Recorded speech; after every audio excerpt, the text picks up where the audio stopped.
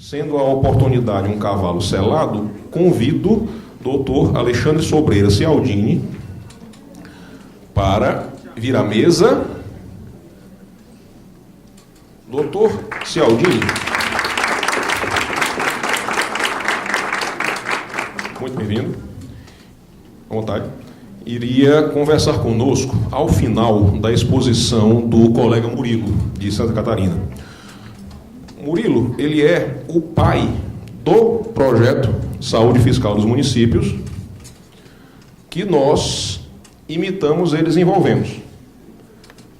Antes que ele chegue, eu posso dizer que o nosso ficou melhor que o deles.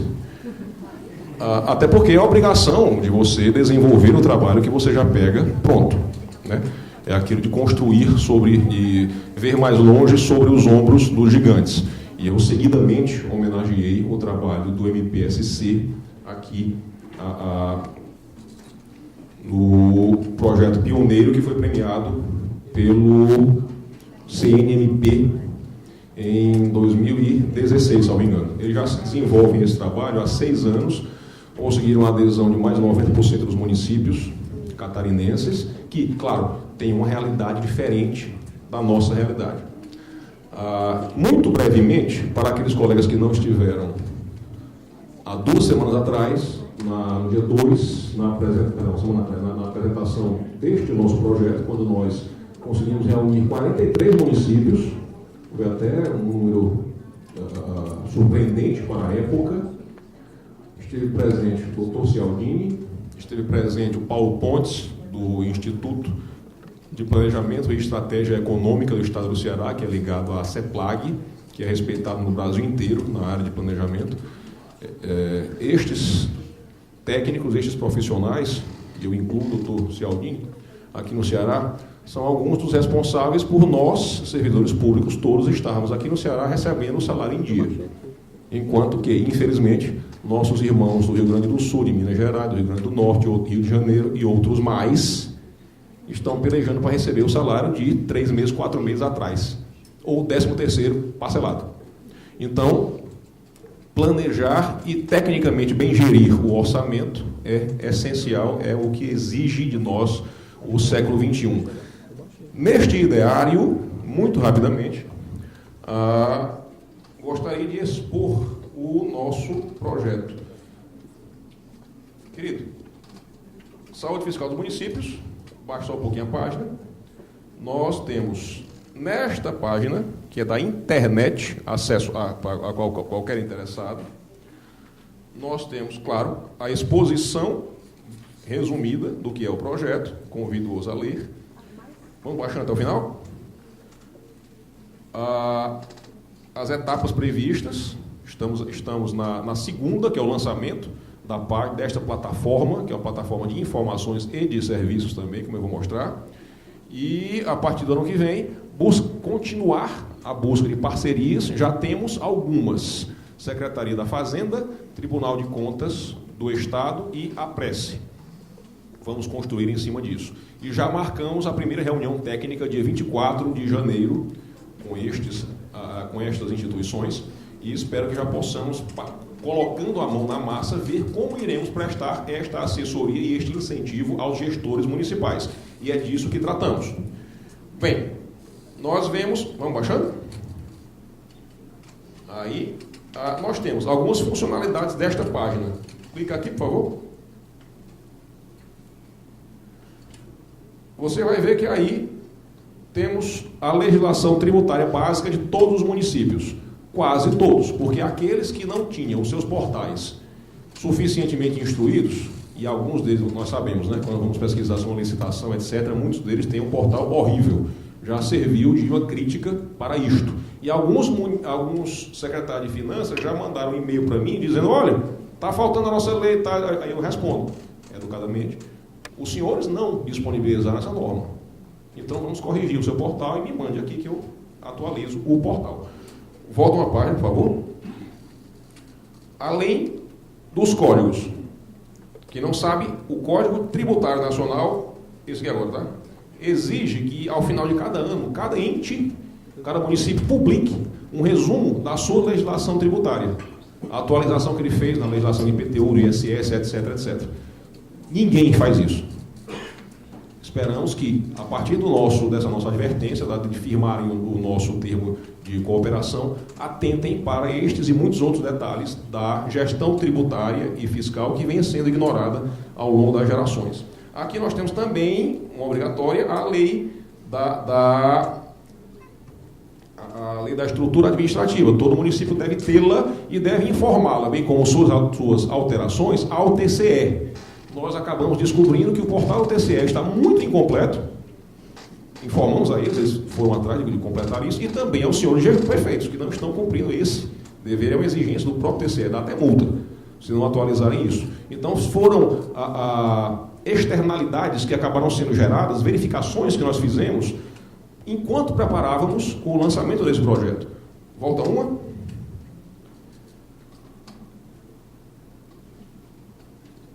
Outra aqui. Relatórios, o roxinho, relatórios aqui. Clique em qualquer um deles aqui, por favor. O TCE, felizmente, a partir do ano passado, fez uma auditoria aprofundada em 10 municípios, pequenos, médios e grandes, do estado do Ceará. Fizeram uma matriz para escolher esses municípios objetivamente, aprofundaram-se no exame das circunstâncias da gestão fiscal de cada um deles, quantos servidores tinham, se havia prédio, entrevistaram até os servidores, perguntando se eles estavam satisfeitos e se sentiam incentivados a trabalhar. Isso é importante. O fiscal que bem e melhor e mais arrecada, ele recebe um incentivo. Ou na forma de um abono, de uma participação de dinheiro no bolso, que é o melhor dos incentivos, ou na forma da participação de cursos, etc., e folgas, enfim. Em regra, a previsão normativa deste tipo de vantagens não há nos municípios. Deve haver, e existe no estado do Ceará. Como deve haver, como existe na Receita Federal. O TCE, então, elaborou um grande relatório sobre esta gestão, com seus achados de auditoria, com muitas recomendações, etc. Foi um relatório de 185 páginas, mais ou menos. Nós fizemos um trabalho mais analítico. Nós fizemos 184 relatórios como esse aqui. Por favor, vamos baixando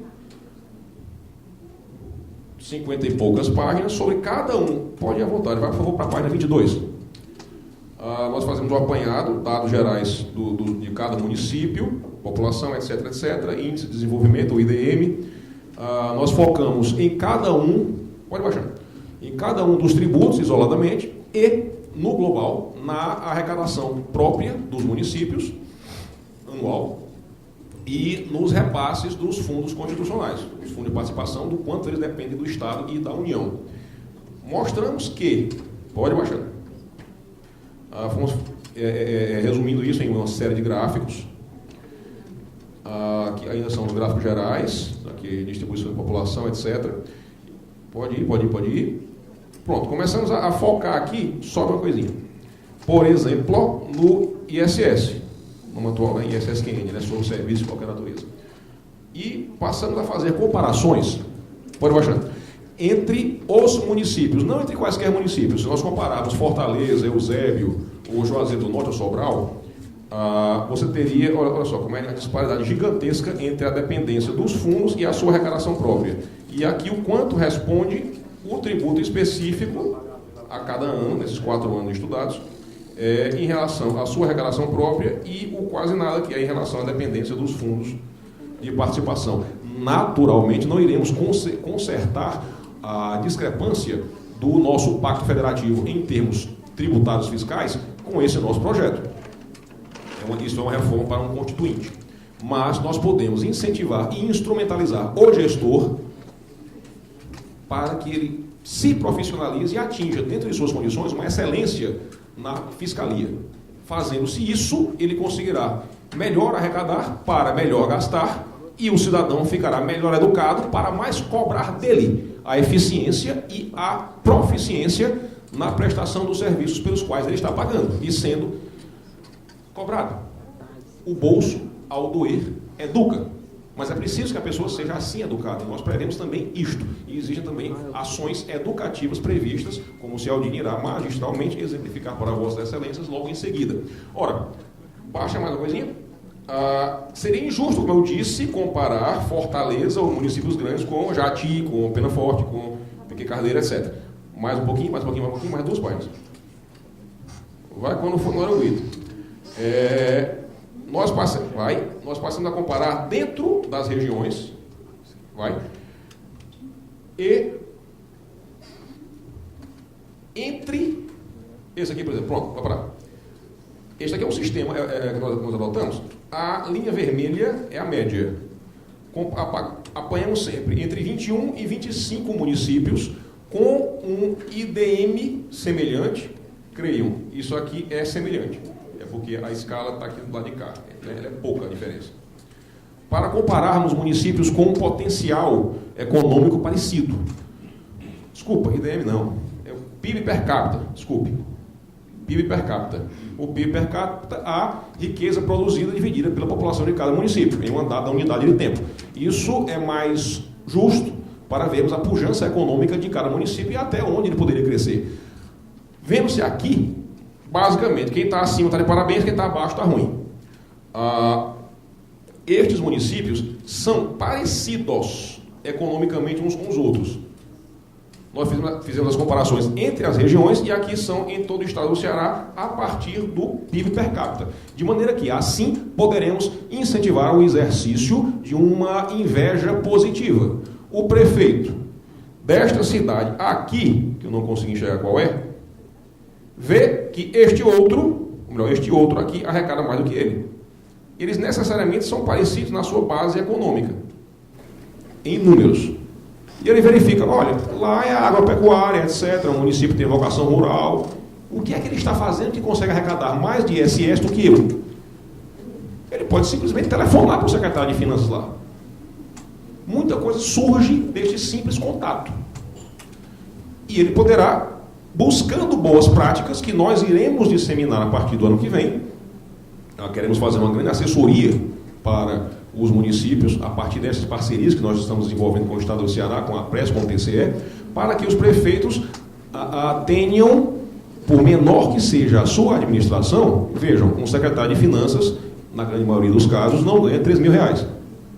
Então, a qualificação acaba sendo proporcional a esta remuneração. Esta é uma contingência da vida profissional de todos nós. Mas ele, recebendo estes insumos, poderá melhorar a sua gestão sem ter que se desdobrar tanto em busca de mais informação, de mais técnica, que já lhe será fornecida, assim espero. Retorna à página anterior, por favor. Este padrão se repete em todos eles. Ou melhor, deixa eu avançar um pouco. Vá para a última página. Última página. Quando eu estava falando com os prefeitos, eu fiz questão de salientar. Agora sobe 3 páginas acima, fica mais fácil de encontrar assim. Eu leio até a primeira página do nosso penúltimo capítulo. Vai. Que é o que eu não quero fazer. Onde eu não quero chegar. Mas pode ir. É o item 6. Essa aqui é uma enumeração que eu fiz de possíveis improbidades e crimes relativos eu enumero todas as leis nas quais pode-se enquadrar a recusa ou a falta de arrecadar. Você deixar de cumprir o seu dever de bem arrecadar. Isso infringe a Lei de Responsabilidade Fiscal, o Código Tributário, o Código de Contabilidade Pública, o Decreto-Lei 201/67. Pronto. Tá bom.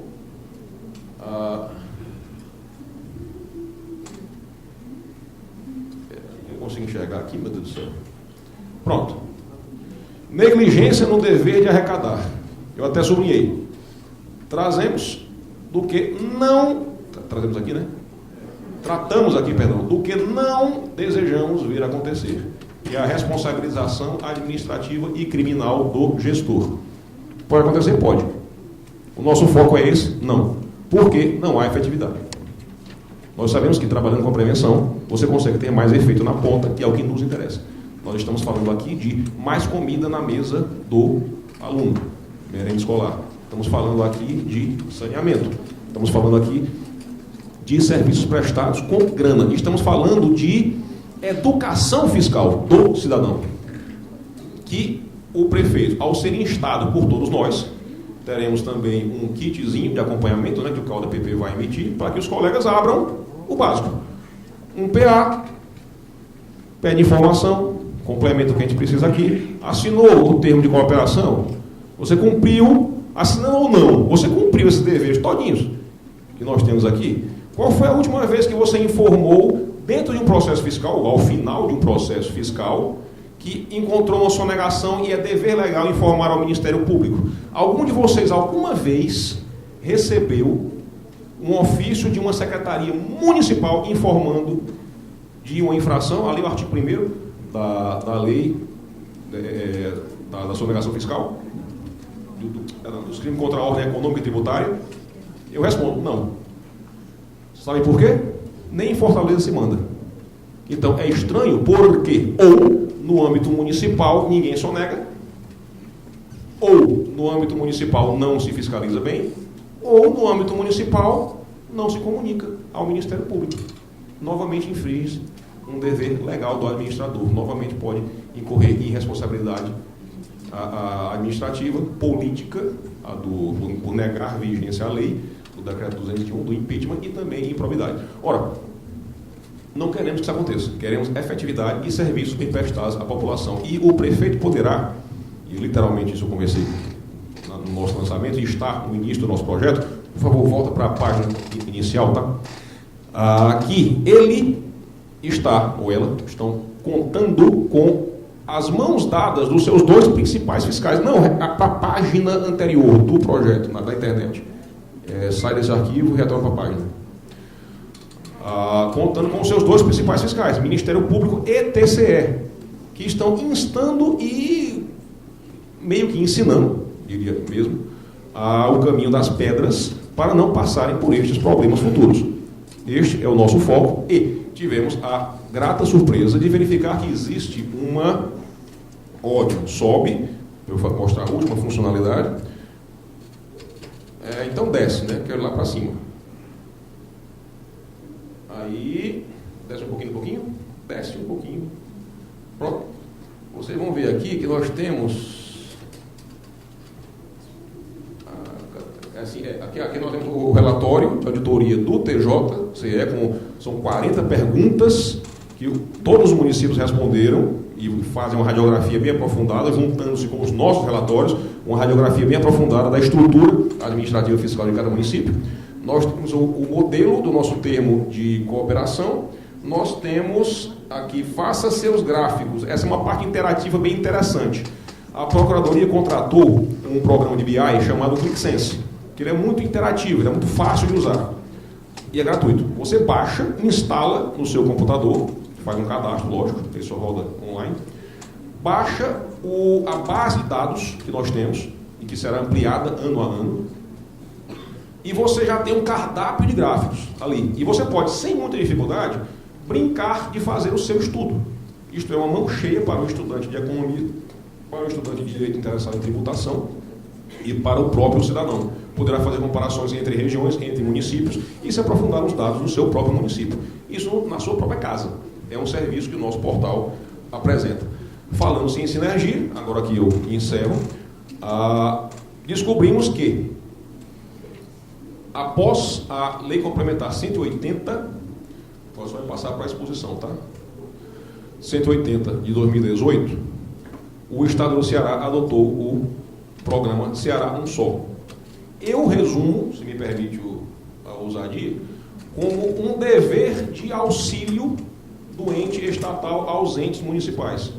Uma assessoria mesmo, nas várias atividades constitucionalmente atinentes ao gestor municipal e, no nosso caso, com foco na tributação. Esta área é coordenada pelo Dr. Cialdini, da Cefaz, que iria conversar conosco ao final desta exposição. Eu mandei o material dele para o nosso palestrante, Dr. Murilo, que ficou muito animado e disse, olha, eu acho que eu vou aprender muito com ele. Aqui, palavras dele. e nós vamos já contar com esta expertise e já adiantando que nós iremos tratar no dia 24 de janeiro, eu passo a palavra para o doutor Cialdini, para que ele mostre não só o que é este Ceará um só, este projeto, que pode servir a nós, promotores e promotoras de justiça, como indutores de boas políticas públicas, em várias áreas. Isso interessa a quem milita com saúde, a quem milita com saneamento e, no nosso caso aqui, ao nosso projeto que trata da saúde fiscal dos municípios. Já falei muito, doutor Cialdini, fica à vontade.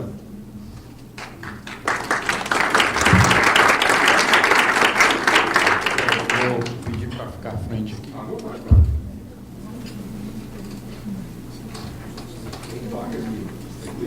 Tá. Bom, boa tarde. Eu estava conversando antes de a gente chegar aqui com o Francis Mauro, que é meu colega de colégio, 7 de setembro, pessoal. É que a gente fica muito feliz como nós, servidores públicos, podemos construir para o bem. E quando as instituições convergem, aí essa construção torna um arco de felicidade melhor, né? Eu conheci o trabalho do Dr. Helder, que nos convidou para essa apresentação. Aliás, tinham 24 prefeitos, Dr. Helder. Então, 24 prefeitos estavam presentes lá no evento. Eram 24 prefeitos. 24 prefeitos. E mais 27, 40, exatamente, 43 municípios. 43 municípios. Havia os secretários que... Isso. Mais 24 prefeitos presentes. Bacana. Então, assim, esse projeto que a gente vai apresentar aqui para vocês, ele tem uma convergência extremamente positiva. E eu acho que a gente vai dar novamente o Estado do Ceará um grande exemplo para o Brasil, porque em convergência é a gente aprimorar o modelo de federalismo fiscal brasileiro, tornando ele mais colaborativo e de cooperação. Em síntese, na realidade, se a gente pudesse traduzir esse projeto, é cooperação, responsabilidade fiscal, educação fiscal e colaboração. Né? Então a gente denominou esse projeto de Ceará um só. Né? Eu vou passar algumas telas um pouco mais rápidas, mas essa apresentação está disponível no portal do MP e a gente sempre ficará à disposição de vocês. Todo esse trabalho tem uma construção teórica e essa construção teórica está em cima de um arcabouço basicamente denominado ação coletiva institucional, ou seja, os países que se desenvolveram em cima do arcabouço das suas instituições. E essas instituições, elas foram importantes para demonstrar que a economia de escala é importante quando há convergência entre interesses comuns. E aí surgiu o trabalho do Mancur Olson, né, que foi o idealizador dessa ideia, né, da ação coletiva. Logo depois, os bens comuns foram estudados por Elinor Ostrom, foi a primeira ganhadora de Prêmio Nobel de Economia mulher, né? E aí ela estudou durante 14 anos como é que essas comunidades convergiam para o bem comum. Ou seja, a ideia eu tenho 10 pontos que têm interlocução entre os municípios circunvizinhos, entre municípios que têm proximidade. Então tem saúde, tem educação fiscal, tem um conjunto de 10 políticas públicas. Entretanto, nem todas essas políticas públicas fazem com que haja uma convergência plena. Mas se dessas 10, 3, os 10 prefeitos toparem, é muito mais propício que essas políticas públicas deem certo, porque há uma convergência coletiva entre eles. E foi assim que a Comunidade Econômica Europeia, em suas várias unidades territoriais, sejam países unitários ou federados, começaram a se desenvolver. Ou seja, diminuir a fragmentação, melhorar o processo de coparticipação e cooperação, desenvolver esse processo. E foi assim que os Estados Unidos também se desenvolveu. É tanto que um francês teve que ir para os Estados Unidos estudar o federalismo americano e comprovar que a cooperação, né, diante do modelo confederado, foi que fez com que a nação se desenvolvesse. Bom, Também nós tivemos um trabalho recente a partir de um estudo histórico que o Stiglitz, outro ganhador de prêmio Nobel, fez entre o processo de aprendizagem das comunidades, como é que ele aconteceu durante várias épocas. E, obviamente, no campo da administração pública, o arcabouço da governança multinível. Ou seja, nós estamos diante de problemas comuns que apenas são divididos em territórios. E foram fragmentados, pessoal, no decorrer do tempo do modelo federativo brasileiro, de forma completamente desorganizada, o que favoreceu o individualismo econômico dos municípios. O que é que eu quero dizer com isso aí? Além da apartação que existe, né, no processo de competência tributária exclusiva, você teve uma apartação direcionada ao município territorialmente falando. O que é isso? O modelo de transferência maior que existe no Brasil é o FPM, baseado na população para aquele município X e não para a região. O outro modelo de transferência que existe é baseado na riqueza, para aquele município Y e não para aquele município W e não para aquela região. Ou seja, não há uma conectividade entre essas transferências intergovernamentais, fazendo com que você tenha um município vizinho ao seu, que possa ser muito rico, e outro que é muito pobre. Isso a gente trabalhou numa pesquisa a partir dessa base de dados empírica que a gente levantou. Ou seja, a gente fez um trabalho para a Frente Nacional dos Prefeitos, chamado G100, onde a gente avaliou as vulnerabilidades socioeconômicas de municípios que têm população acima de 80 mil habitantes. E nós identificamos vários municípios no Brasil que o seu vizinho é muito rico e a proximidade dele é muito pobre.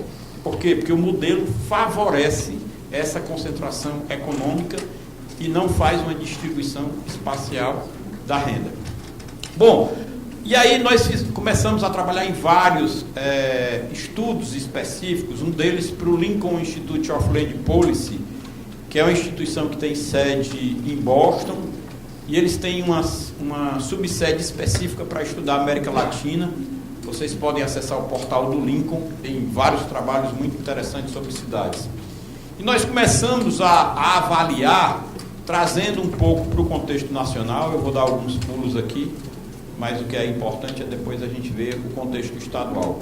Trazendo um pouco essa base de dados, né? A gente vem estudando uma base de dados em nível nacional. Nós temos a base de dados dos 5.576 municípios e dos 184 municípios cearenses. E fizemos um estudo recente da base de dados, mesmo com a crise, e aí dá-se para ver o processo de recuperação, né? O ISS vem crescendo, e aí aqui nessa apresentação a gente já alertou os prefeitos: olha, se o seu ISS está crescendo menos que a média nacional, já verifique o que é que está acontecendo. No mínimo, o seu ISS já é para estar crescendo mais do que a média nacional. Se isso estiver acontecendo também com o seu IPTU, a mesma coisa. E aí a gente alertou: se você está atualizando a sua planta genérica de valores imobiliários só pela atualização financeira, você está criando concentração de renda. Você não está fazendo adequadamente um processo de progressividade do tributo. Não é? Como é que está o seu cadastro? Situações simples, cruzamento de bases de dados de cadastro, já melhora muito o processo arrecadatório. E a gente foi alertando, né? O ITBI é a mesma coisa também. E aqui é fruto de uma pesquisa, pessoal, que demonstra o quão os municípios brasileiros deixaram de lado a arrecadação do IPTU, que é o imposto mais justo do mundo. O imposto sobre a propriedade imobiliária e o imposto sobre as heranças são os impostos mais justos que possam existir. Não existem outros impostos. Isso aí é teses de 10 prêmios Nobel de Economia de diversas escolas do pensamento. Não é? O que é que aconteceu no Brasil? A gente chama curva de boca de jacaré. Você teve um crescimento do ISS, principalmente a partir da Lei Complementar 116, em 2003, e você teve uma queda ou estagnação do IPTU. Enquanto que em 1970 a relação era de 170%, ela caiu para 47%, né? No decorrer aí desses 49 anos aproximadamente. Então você teve uma perda de progressividade do tributo e teve uma perda da capacidade de extrafiscalidade que o IPTU tem no Brasil. Né? Bom, fizemos também uma análise do IPTU e do IPVA. Né? A grande maioria das cidades cearenses e brasileiras, principalmente a das regiões Norte, Nordeste e Centro-Oeste, arrecada bem mais IPVA do que IPTU. Ou seja, arrecada não, recebe como transferência IPVA do que IPTU. Né? Se nós conseguíssemos equalizar o IPTU com o IPVA, nós teríamos um crescimento de 0,46 para 0,63 do PIB brasileiro. Né? Bastava pensarmos numa legislação que pudesse fazer, que a gente pudesse criar uma equalização. E aí a gente fez um diagnóstico da situação fiscal dos municípios cearenses. Por que a gente fica muito feliz com esse projeto? Veja, nós temos tido uma trajetória aí que já vai um pouco mais de 3 décadas de um Estado organizado. Isso nos realmente fortalece, isso faz com que a gente realmente tenha uma significância enquanto servidor público e nos fortalece muito porque diante de toda a diversidade a gente tem dado bons exemplos. Obviamente falta muita coisa para se fazer, inclusive no campo do saneamento, né? Especificamente, nós não temos tido uma boa política pública sustentável para melhorar a situação de saneamento do Estado do Ceará. Mas a educação tem dado bons exemplos, a gestão fiscal, entretanto, a gestão fiscal do Estado. A gestão do fiscal do Estado do Ceará é uma coisa, a gestão fiscal dos municípios é outra completamente diferente, né? E aí não pode um Estado desenvolver deslocado dos seus entes federados. A gente não entende que o desmento necessariamente vá percorrer esse caminho se os municípios não estão bem, né? E pioraram no decorrer do levantamento de dados, né, que a gente fez. A gente trabalhou com 3 softwares econométricos, eu venho trabalhando com esse software que nos ajuda também muito a mapear dados, a fazer cruzamento, a fazer modelos de regressão, né? E a gente levantou essa série de 2008 a 2017, nós estamos atualizando agora com a base de dados, finalizando o ano até 2019, a partir dos dados do Banco Fimbra, né? Aí louve-se também a LRF, né, que criou a obrigatoriedade, com a Lei Complementar 131, a partir de 2010, de todos esses dados estarem disponíveis 24 horas depois, né, de publicação. Então, o que é que a gente tem? A gente tem uma piora da situação dos municípios, piora fiscal da situação dos municípios cearenses, né, em torno de 96,8% da população do Estado.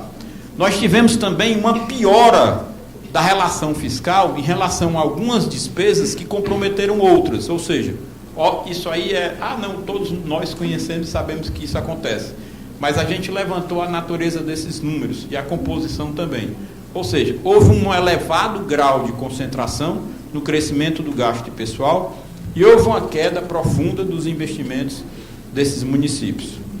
Ora, e esse grau de concentração leva com que a grande maioria dos municípios, obviamente, não consegue arrecadar. A distância entre a receita tributária própria e o que é gasto de pessoal é muito grande, né? E a distância também da capacidade de investimento dos municípios com a sua receita tributária própria é mais alargada ainda. Ou seja, os municípios, além de gastarem demais com pessoal em cargos, gastam muito menos e vem gastando muito menos com investimento. Isso implica numa série de situações. É transferidor de dívida para os entes federados, né? É transferidor de dívida, gera um processo de pessoalização desse grau de dependência, gera também a incapacidade de gerar novos recursos, porque geralmente esses municípios estão nos cadastros de inadimplentes, né? Nos CALCs, nos CADINES, nos CADIM, e obviamente não podem obter operações de crédito, sistemas de financiamento e convênios, não é?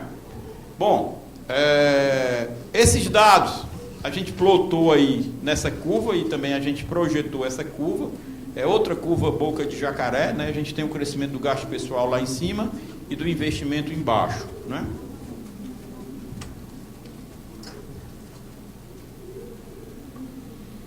E enquanto, né, esse gráfico demonstra que o os municípios cresceram em 65% o gasto pessoal nesse período de quase 10 anos, né? Os investimentos caíram em torno de 25%. Né? Enquanto o Estado cresceu os investimentos em torno de 21,42%. Municípios caiu o investimento em torno de 25% e o Estado sobe em torno de 21,42%, gerando descompasso. Não é? Dados do TCE de 2017, 83% dos municípios cearenses descumprem o limite da LRF, no caso do Poder Executivo, né? O limite legal 54% e o prudencial 51,30%. Aqui nós levantamos, fizemos uma média e uma mediana da relação entre os melhores e os piores. Né? Entre os piores, ele só consegue arrecadar 2,99 para pagar a folha. Né? Ou seja, não tem receita tributária própria para pagar a folha e não tem receita tributária própria, pessoal, para fazer o repasse do duodécimo da Câmara Municipal. Ou seja, o doutor Helder até alertou para isso aí, quer dizer, tem que incluir também nesse programa as câmaras municipais, porque eles são responsáveis. E algo que a gente precisa fazer um revisionamento da legislação brasileira é a dependência que foi criada da Câmara Municipal em discutir política e não tecnicamente uma planta genérica de valores imobiliários. Isso é um grande problema do Brasil. A gente já tentou reverter isso aí, mas a gente não conseguiu ainda. Né? Porque não é uma discussão técnica, não é uma discussão abalizada, é uma discussão que se dá, né, no teor de uma distorção política. Uma observação, vejamos a implicação juspolítica disso. Lembremos, uma das causas de intervenção de um ente federal em outro é quando você tem um poder interferindo no funcionamento do outro. Né? Se você não repassa o dinheiro para o legislativo, isso pode ser causa até de intervenção. E nós vemos na nossa prática, quando existem conflitos entre o presidente da Câmara, o prefeito, etc., quanta confusão não acontece. Se o município não gera dinheiro suficiente para pagar sequer a sua folha de pagamento, sequer o duodécimo, nada, nem um percentual mínimo destes repasses que constitucionalmente o Executivo deve fazer ao Legislativo, ele está na dependência dos seus entes superiores. A crise no Estado ou a crise econômica na União, provocando uma situação política insustentável lá embaixo, no município, sem que o prefeito consiga fazer nada a respeito, porque ele não fez o dever de casa de bem arrecadar originalmente. São muitas as implicações da negligência do dever de arrecadar. Obrigado pela parte. Bom, obrigado, professor. Então, assim, aí a gente levantou vários indicadores, um deles foi o índice de esforço fiscal próprio. O que é esse índice? É a receita tributária própria na mesma base, dividida pela receita corrente líquida na mesma base. A receita corrente líquida, ela segue uma ideia de média móvel ponderada. É a receita do mês atual e os 11 meses anteriores. Né? Então, a gente criou esse índice e de mais outros também para analisar, né, essa base de dados que a gente tem, inclusive dividido geoespacialmente. Nós temos uma divisão para 14 regiões de planejamento e 3 regiões metropolitanas. Bom, e a partir dessa base de dados, e a gente já vem estudando essas relações de finanças públicas, né, e finanças públicas municipais há um certo tempo, a gente construiu a ideia do programa do Ceará Um Só, que na realidade é a utopia. Né? O Ceará Um Só seria um conjunto dos municípios equalizados do ponto de vista fiscal, né? Os municípios desenvolvidos, né, do ponto de vista fiscal, né, a gente tendo uma unidade, né, federada com os municípios.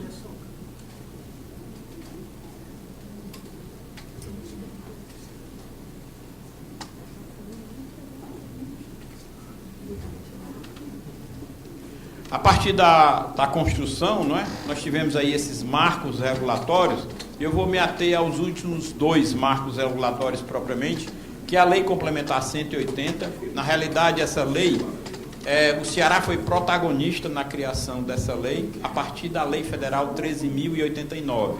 É uma lei federal de 12 de janeiro de 2015, que cria o Estatuto da Metrópole e das Aglomerações Urbanas. E ela disciplina um conjunto de políticas públicas de interesse comuns. É exatamente isso que a gente quer fazer, não é? E na sequência, basicamente, agora recente, em 2019, a gente trouxe a parte da gestão fiscal, né, para o protagonismo da Secretaria da Fazenda. Em que sentido? A ideia é que a Secretaria da Fazenda coordene o processo de governança fiscal junto aos municípios, de forma cooperada, de forma colaborativa, né, de forma compartilhada, para que a gente estimule boas práticas fiscais. Que a boa prática fiscal do Estado do Ceará dissemine para os municípios. Que a boa prática fiscal de um município também gere externalidade para outros municípios. A nossa ideia é essa daí. E aí, por isso, a felicidade de a gente estar aqui com vocês, compartilhando esse projeto com o Ministério Público. Bom, então, aí é basicamente um texto que a gente cita quais são os principais produtos da lei, e aí entusiasma também, porque todos esses produtos foram aprovados por unanimidade na Assembleia. Um deles, pessoal, que também foi parte de uma dissertação de mestrado que a gente desenvolveu com base numa experiência no pregão, né, na cidade de Aquiraz, é o modelo de compras corporativas públicas, a partir exatamente do capítulo 5º da Lei Complementar 123, a Lei do Simples Nacional. Nós podemos e temos a condição de fortalecer a economia local, mesmo com crise hídrica, não é? Através de um dos grandes programas de alimentação escolar do mundo, que é o PENAI. O PENAI é um programa que atende a mais de 38 milhões de crianças e adolescentes no Brasil, mais do que a população da Argentina. Isso tem um peso de efeito e renda e de geração de valor adicionado de ICMS dos municípios enorme. Eu tenho certeza que alguns de vocês, em determinada época, já apurou problemas de irresponsabilidade na merenda escolar no estado do Ceará. Infelizmente, eu também já fiz parte até de perícia disso aí. Então é inadmissível que a gente ainda traga produtos de fora, porque a gente pode produzir um cardápio alimentar baseado na produção regional, em que a gente tem um efeito multiplicador extraordinário na economia local. Inclusive, eu desenvolvi trabalhos, né, dentro dessa linha. Então, o PENAI é um grande exemplo de programa regional corporativo de aquisições públicas, onde a gente pode deixar o recurso aqui, endogeneizar a economia, fortalecer a economia local e regional. Como? Organizando o setor produtivo, organizando a logística, fazendo com transparência, está entendendo? Trazendo o fornecedor local para participar, cadastrando o fornecedor com a ajuda do SEBRAE, com o apoio do Banco do Nordeste, com o olhar de vocês, com a lupa de vocês. Eu acho que a gente tem um caminho super interessante para construir aqui e não depender muito de São Paulo, de Mato Grosso, de Goiás, de grandes produtores, né? E aqui a gente fortalecer uma produção. Bom, a gente também propõe na lei a criação do painel de performance fiscal. Esse painel é exatamente para a gente fazer a avaliação dos municípios, né? Como é que eles estão, né? Como é que a gente avalia? Então, nós criamos vários indicadores fiscais para demonstrar esse município tem uma boa prática, disseminar a boa prática desses municípios com os demais. Vou passar um pouco mais rápido aqui, e depois as discussões podem até clarificar melhor, né? Bom, temos aqui um conjunto de ganhos. Ah, mas vai ter ganho para o Estado, vai ter ganho para a Cefaz? Sim, nós estamos aí olhando para uma reforma tributária. Quanto melhor a base de dados que a gente tiver dos municípios, do ITBI, do IPTU, ela vai servir para a base de dados do nosso ITCD. Quanto melhor a base de dados do ISS e do ICMS, melhor a convergência para a gente identificar a melhoria, onde se fazer a melhoria dos cadastros técnicos multifinalitários. Então é importante também para a Cefaz que a gente tenha a base de dados desses municípios. E aqui é o conjunto de 4 indicadores. A gente já trabalha com esses indicadores há muito tempo. Inclusive, na época do lançamento da LRF, eu me lembro que eu tive no Ministério Público, num seminário que o Ministério Público promoveu ainda, a coordenadora do Ministério Público era a doutora Socorro França, e a gente fez uma explanação sobre LRF, né? Então, desde aquela época, a gente já trabalha com esses indicadores fiscais. Então, nós criamos 4 indicadores fiscais para exatamente avaliar a performance dos municípios. O indicador de liquidez corrente, que a gente avalia o fluxo de caixa, propriamente dito. o índice de esforço fiscal próprio, que eu já falei para vocês, o índice de comportamento da execução da despesa, e aí a gente pode abrir como é que está o comportamento da execução da despesa no campo da saúde, da educação, do saneamento e de infraestrutura. E o quarto índice, que é o índice de liquidez imediato, para a gente avaliar como é que está a relação entre disponibilidade e despesa vinculada. Então, esses 4 índices, eles dariam uma ideia de performance fiscal dos municípios. Mas também, todo bom projeto tem que ter metas definidas, né? Então, a gente identificou um conjunto de metas, né, para que exatamente a gente possa premiar as boas práticas fiscais. A ideia é que a gente vá atingindo a utopia do Ceará um só, a equalização do Ceará um só para todos os municípios. Então, a gente tem aí as metas definidas, né? Uma delas, inclusive, é a atualização do capítulo 5º da Lei do Simples Nacional, para que a gente melhore as compras governamentais, corporativas, né? E esse quadro aqui, ele dá uma ideia sintética do que é o programa. A ideia, CIAF, né? A ideia é que a Cefaz disponibilize sistemas que já utiliza e compatibilize a sua base de dados da contabilidade pública governamental com os municípios. E a gente possa olhar os municípios através de uma base de dados crível, porque hoje os municípios atrasam as prestações de contas enviadas para o Tribunal de Contas. Então a gente teria uma base única para os municípios que nos conveniasse. O TCE, olhando essa mesma base de dados, com total transparência, vocês aqui também, olhando, né, percebendo as informações que estão sendo enviadas, né? A gente, com todas essas informações dos municípios, né, o que é que eles estão lançando em tributos, como é que está sendo o comportamento da receita tributária própria, como é que está sendo o comportamento da evolução da dívida ativa. O receptório aqui da ETICE, né, onde a gente terá a base de dados recepcionada por eles, ou seja, reduzindo bastante o custo que os municípios podem ter, e a Cefaz fornecendo treinamento, capacitação, subsídio em tecnologia, subsídio em novos processos, atualizando os dispositivos das normas brasileiras de contabilidade governamental, de contabilidade pública, não é? Para que a gente chegue a essa utopia do Ceará um só. Quais foram as experiências exitosas? O primeiro município que se comprometeu a fazer esse trabalho com a Cefaz, ainda muito rudimentar, voluntariamente, foi o município do Cedro. E aí a gente sempre cita o Cedro porque quando o prefeito de então, que felizmente hoje é o presidente da Prece, entende esse projeto muito bem, ele teve uma aprovação de quase 90% lá da população. Ou seja, fazer uma boa gestão fiscal traz resultado político. Se você souber fazer uma boa gestão fiscal, você também tem os resultados políticos. Isso não é incompatível, não são coisas incompatíveis. E, posteriormente, na Cefaz, a gente desenvolveu esse projeto com mais amplitude para 8 municípios cearenses. Como não havia uma obrigatoriedade no cumprimento, houve muito voluntarismo, e esses municípios não tiveram um gasto com esse projeto, a Secretaria das Cidades, através da Fundação Sintaf da Cefaz, nos solicitou que a gente fizesse um trabalho com esses 8 municípios. A gente fez o trabalho com esses 8 municípios, e esse trabalho ele foi desenvolvido com alguns projetos específicos. Diante desses projetos específicos, eu estou pulando um pouco aqui, basicamente, gerar a possibilidade de incremento da receita tributária própria, organizar as finanças públicas municipais. Dentro desse projeto, disseminar práticas de educação fiscal. A gente entende também que qualquer projeto que vá trabalhar na linha fiscal dos municípios, a gente tem que trabalhar com a sociedade, a gente tem que trabalhar com as escolas, a gente tem que trabalhar com a comunidade, para que haja uma compreensão de onde é que vem o tributo e para onde ele vai.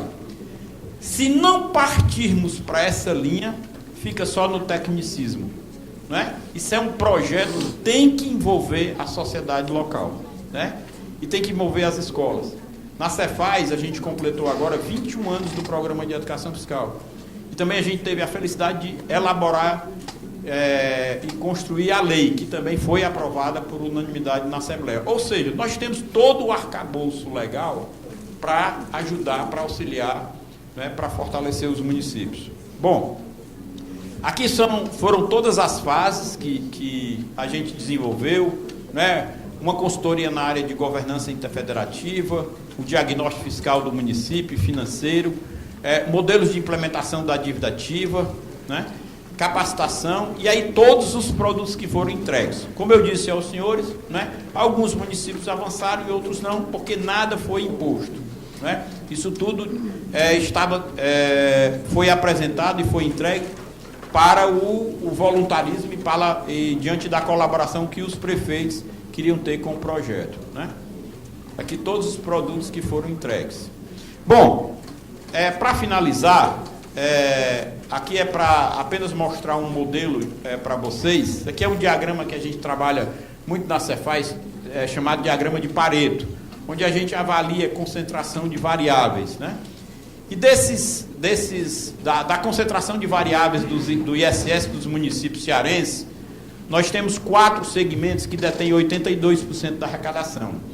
Se nós cruzarmos essa base de dados com o ICMS, nós temos cerca de 85% dos cadastros dos municípios cearenses. E nós sabemos quais são as empresas que arrecadam ISS e arrecadam ICMS, numa só base de dados.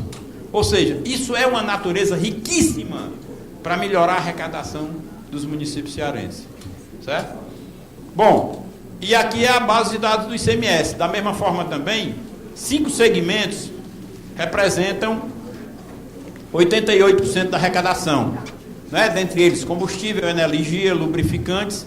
Então, cruzando essa base de dados, identificando o que é essa base de dados pode replicar no ISS, enquanto contribuinte substituto, por exemplo, o que é que o município pode fazer para atualizar a Lei Complementar 116, atualizando para a Lei Complementar 157, trazendo alguns segmentos para contribuinte substituto. E essa base de dados sendo circularizada com a base de dados do ICMS, nós daremos aos municípios um potencial enorme para ele melhorar a sua arrecadação. E, por final, o que é que a gente quer com isso? Melhorar, evidentemente, a receita tributária própria, né? Trocar informações sobre diversas áreas com os municípios para aperfeiçoarmos o processo de colaboração do federalismo fiscal brasileiro, né? Termos dados atualizados para melhorar as políticas públicas. Nesse sentido também, pessoal, ao melhorarmos as políticas públicas, a gente sabe que essa natureza é complexa do engessamento do orçamento brasileiro. Não é também fácil para os prefeitos, né? Você tem prefeitos que assumem despesas no decorrer do tempo, que são despesas do Estado. Muitas prefeituras mantêm delegacias, muitas prefeituras mantêm fóruns no interior. Então, tem esse trabalho que precisa ser visto, né? Tem esse trabalho que precisa ser racionalizado, mas também tem todo um outro lado que a gente pode atuar com a cooperação e com o compartilhamento. E o que é que a gente quer? Quais são os impactos esperados desse programa? Melhorar a capacidade de investimento dos municípios para depender menos de recursos do governo estadual e do governo federal, né? Gerar uma responsabilidade também para que ele possa melhorar recursos para outras áreas, porque o grau de vinculação é muito grande. Municípios hoje, pessoal, na média, já gastam 22% da sua receita corrente líquida com saúde. E obrigatoriamente 25% com a educação. Então, o engessamento é muito grande. O município não tem dinheiro para investir em saneamento, por exemplo.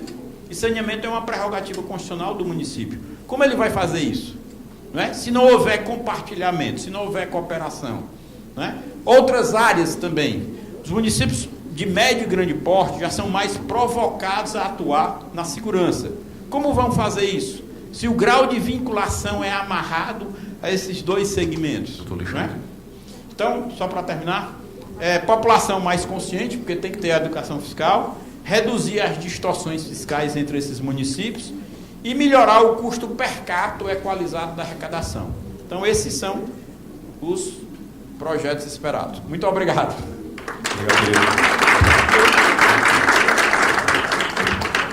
Bem, quebrando o protocolo, eu de logo, já que eu certamente irei esquecer ao final, entrego este mimo aos nossos palestrantes, ambos, o Dr. Cialdini, o Dr. Murilo, Não, se não prestar, eu tomo. Aí temos algumas lembrancinhas do estado do Ceará, lembrando metaforicamente como nós somos interessantes, dignos e bonitos, metaforicamente, porque o que há de bom no Ceará não cabe em uma pasta que sai do coração de cada um de nós. O nosso palestrante, Murilo Casemiro Matos, procurador de Justiça da 31ª Procuradoria de Justiça Civil, tema Direitos Difusos e Coletivos, do MP de Santa Catarina. Ele foi coordenador do COT, Centro de Apoio Operacional da Ordem Tributária. Lá eles têm Centro de Apoio do Patrimônio e da Ordem Tributária separados. Idealizador do Programa Saúde Fiscal dos Municípios, premiado ele pelo Conselho Nacional do Ministério Público. Membro do órgão especial, membro do Conselho Superior e membro do Núcleo de Defesa das Ações Civis Públicas, coordenador do Grupo de Valorização à Ética e Cidadania do MP de Santa Catarina. Muito bem-vindo, doutor Murilo. Sinta-se à vontade. A plateia é sua.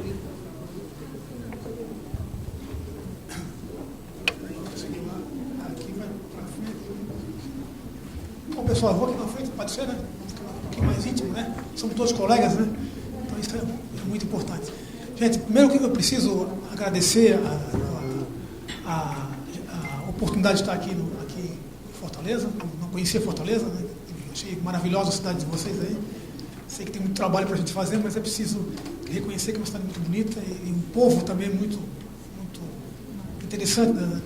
pela gentileza, pela forma como nos recebe. Pois bem, eu primeiro queria justificar o que aconteceu para depois não ficar claro. Eu cheguei atrasado, mas não quero fazer uma meia-culpa, né? É que, na verdade, quando eu saí de Florianópolis, eu peguei um voo, né? E chegou aqui, tinha trânsito no aeroporto, e avião parado, um atrás do outro. E eu fiquei sobrevoando Santos.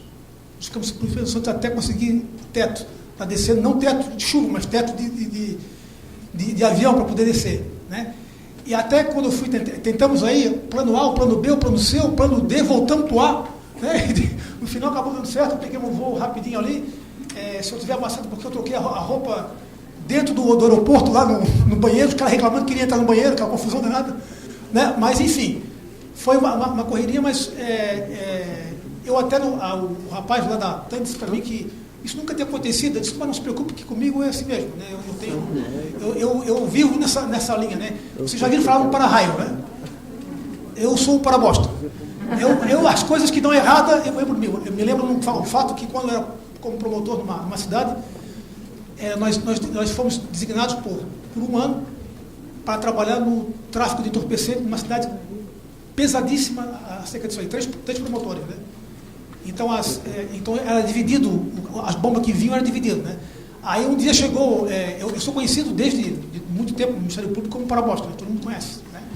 E diz que a bomba estourou, cai na mão dele, né? Eu sou sorteado assim, um sorteio meu é fantástico, né?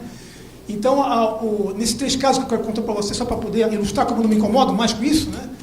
É que o fato é que um tempo atrás, nesse local, teve 3 grandes ações maiores. Foi um pessoal que largou, imagine só, largou cocaína de paraquedas. Várias, saiu no Fantástico na época, né? Nós 3, né? Quem foi sorteado? O para-bosta. Eu peguei esse caso. Depois teve um negócio de uma tal que eles chamam até hoje, é conhecido lá na região, como a maconha da lata. Que foi um pessoal que despejou num navio, no rio Itajaí, um monte de lata de maconha que deu aqui na terra, lá, apareceu e foi jogado para poder vender alguma coisa. Também o para-bosta estava ligado, né? E daí não teve jeito, caiu para mim também. Então essas coisas acontecem. A primeira vez que aconteceu isso aí, que foi comigo, não tem problema nenhum, né? Bom, gente, quero dizer a vocês que eu fiquei extremamente feliz em saber dessa aproximação do Estado com o Ministério Público. Nós conquistamos isso, uma aproximação bem próxima, digamos assim, desde 2001. Nós temos esse trabalho, independentemente de quem é o governador que assume, porque nós temos, a nossa aproximação é com o corpo técnico, é com eles, né? E sempre funcionou muito bem, né? E eu quero mostrar para vocês rapidamente um históricozinho, para você entender o que foi feito, né? Qual é a proposta que é o Saúde Fiscal, que acabou sendo premiado em razão disso aí, e dizer para vocês que eu acredito nesse programa, sinceramente, porque já vou mostrar para vocês resultados desse programa, né? E tem tudo a ver, isso é expressão lá do lado litoral, né? Tudo a ver com o Ministério Público.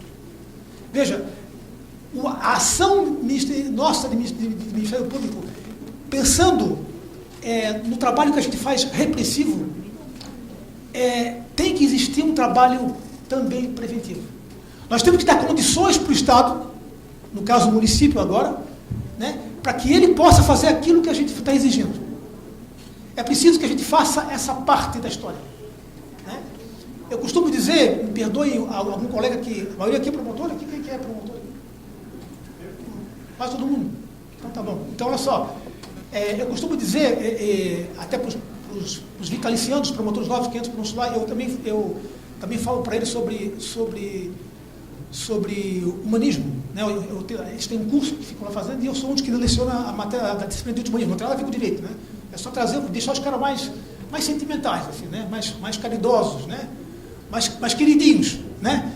Compreender e se colocar no lugar do outro, né? É isso que é importante para que a gente faça como promotores de justiça. O nosso legado é esse. Pois bem, na minha maneira de ver, né? O que eu queria dizer para você assim, é que essa visão, né, de Ministério Público, ele precisa dar um troco. Nós precisamos também fazer alguma coisa que eu entendo preventiva. Como, por exemplo, o grupo de avaliação da ética, que é esse que eu também estou coordenando, é para esse fim. São encontros que nós temos com alunos de várias coisas, inclusive da universidade, para falar sobre ética. Né? Em todo o Estado. Nós atingimos já, por exemplo, nesse ano, nós atingimos já 18 mil alunos. Isso faz uma diferença por todo o Estado espalhado.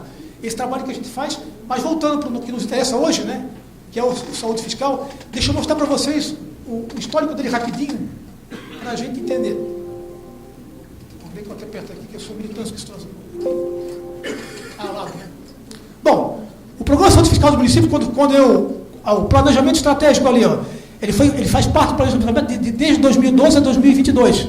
É o período. Né? Foi esse período que eu entrei como coordenador do COT. Lá nós temos realmente o COT separado. Nós temos tudo separado lá. Temos a improbidade administrativa separada, temos a ordem tributária separada, né? Temos toda uma divisão. E cada uma tem um coordenador. São várias áreas que nós temos. Entre essas áreas, aqueles que se tratam dos crimes contra a ordem tributária. E não só o crime contra a ordem tributária, nós também atuamos, né, nessa área como suporte para os promotores, inclusive em áreas cíveis que tenham questões tributárias. Então, somos assim, no meu tempo que eu sou mais velho, acho que eu sou um dos mais velhos aqui, né, imagino. Não quero fazer conta, né, isso me deixa deprimido. Mas falando sobre esse aspecto ali, né, dizer a vocês de que, na verdade, essa ideia de atuação também na ordem tributária dessa forma, ela trouxe resultados muito importantes. Costumo dizer, gente, isso eu queria só pontuar para vocês, para pensarem um pouquinho, né? Vejam só, vamos conversar um pouquinho, bem rápido, para depois nós entrarmos no assunto. Eu quero fazer uma introdução para convencer vocês que vale a pena trabalhar na ordem tributária, essa que é a verdade, né? Isso eu quero que vocês entendam o quanto é importante esse trabalho junto à recuperação de ativos dos municípios, nesse caso, e também do Estado, né? Mas é vocês que vejam só, se nós pensarmos que nós temos um grande passo mudado aí, né? Que foi a Constituição de 88 que nos deu a prerrogativa, né? Uma Constituição cidadã que nos deu a prerrogativa muito maior do que nós tínhamos antes, né? E com um problema, né? Eu sempre dizia, porque eu sou daquela turma que entrou antes e pegou tudo depois também. Eu participei das duas fases, né? Então, eu me lembro que eu costumo dizer de que nós, não precisa concordar comigo, mas só pense, né? Não critique, só pense. Nós somos verdadeiramente um Frankenstein. Alguém viu o filme Frankenstein? Não? Alguém já ouviu falar disso aí? Não. Frankenstein era um cara, um médico, né? Dr. Frankenstein, para quem não sabe, acho que não tem história nova, né? No meu tempo que eu morri, eu vi assistir isso aí. Mas vou contar para vocês. Frankenstein era um sujeito que um médico, né? Que achava que podia construir uma pessoa perfeita, com parte de outras pessoas. Então ele pegou o braço de um, a perna do outro, a cabeça de um, o cérebro do outro, para transformar um ser perfeito. Né? A história final disso aí é que esse ser perfeito não era perfeito. E depois foi desprezado por todo o grupo que dizia que ele era muito feio. Incomodava muito, era muito feio, era feio, era mais ou menos como nós somos feios. Estou entendendo o que eu quero dizer, né? Então, aí o que aconteceu? No final da história, ele foi sacrificado, o tal do Frankenstein. Não, a obra do Frankenstein, o Frankenstein era um médico, né? A obra que ele fez, o Frankensteinzinho dele lá, né? Então, ele foi sacrificado em razão de que ele foi montado, vejam só, mutantes, né? Guardando aquilo que é e que não é, a diferença de uma coisa para outra. Vejam se nós não somos Frankenstein. Olhem só, pensem comigo. Não precisa contar para ninguém, né? Fica para a gente essa história. Mas olhem só, nós não somos um poder, é um problema. Porque todas as instituições estão ligadas ao poder. Está atrelado ao poder, tudo fica mais fácil num momento de crise. Nós não somos, nós somos uma instituição, diz a Constituição Federal, né? Indispensável, para papá, somos os caras, né? Somos bons pra cacete, entendeu?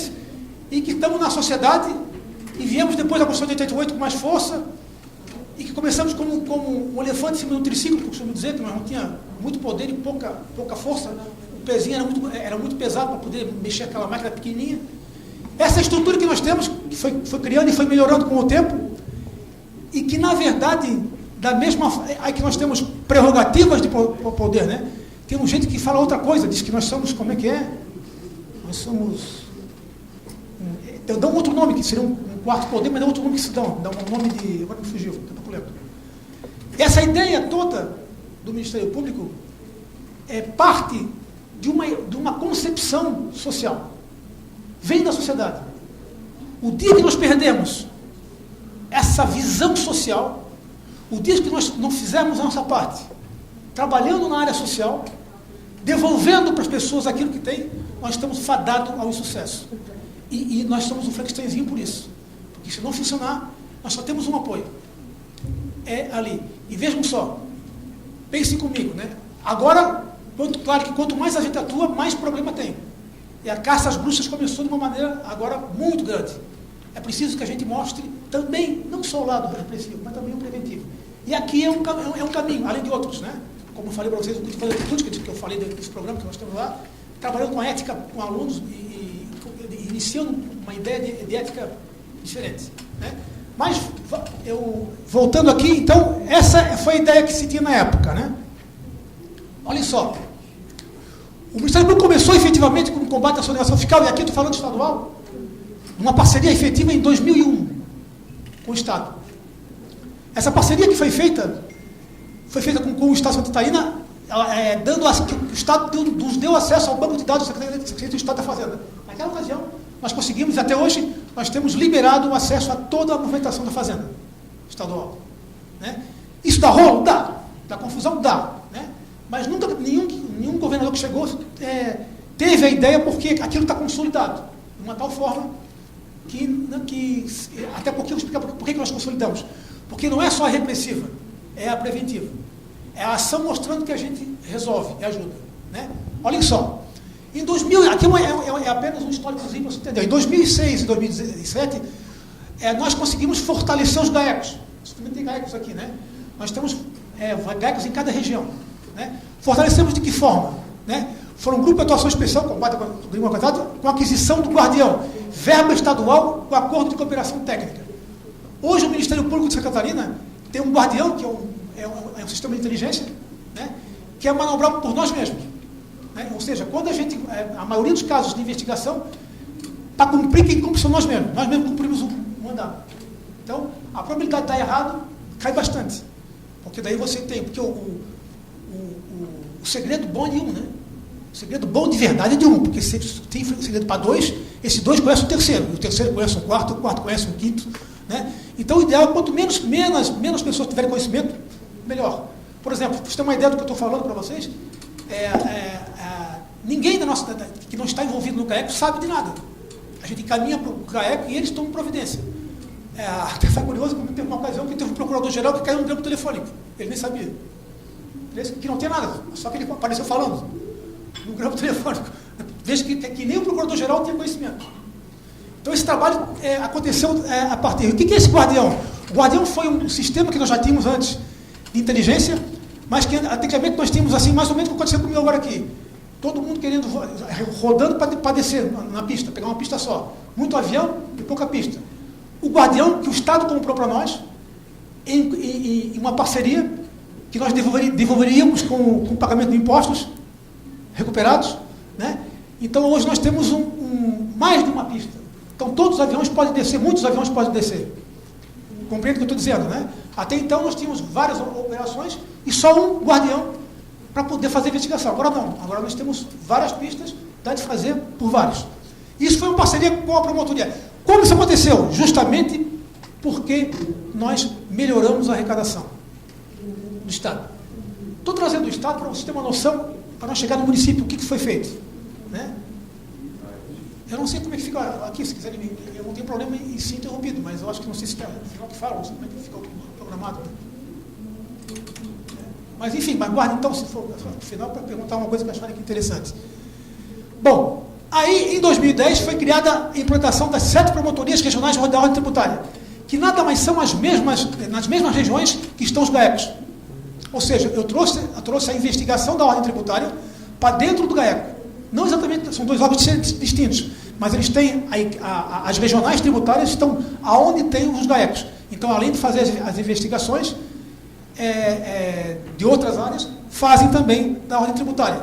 Aliás, até para poder convencer o governo a nos dar o guardião. Porque nós vamos trabalhar forte na ordem tributária, uma boa parcela do trabalho vai ser feito nessa área. Pois bem, olhem lá. Então, em 2013, eu assumi em 2012. Né? Começou o planejamento estratégico, na época, né? Um novo planejamento estratégico. E aí eu disse assim, por que nós não fazemos nós estamos tão bem montados, e vou mostrar para vocês no Estado, por que não fazer isso com os municípios? Primeiro disseram que eu era meio doido, né? Mas como assim? Como vai se funcionar isso aí? É complicado, os municípios. Mas o que eu imaginei na época, né? É verdade que os municípios têm dificuldades, mas nós temos, por exemplo, associações dos municípios, que podem se unir também para fazer, né, o trabalho junto com os municípios. Eles podem se fazer associações, né, uma espécie de cooperativa, para que possam trabalhar com uma estrutura que atinja aqueles municípios perto. No caso do Ceará, parece mais fácil, porque ele não é tão grande quanto o Estado de Santa Catarina, se eu não me engano.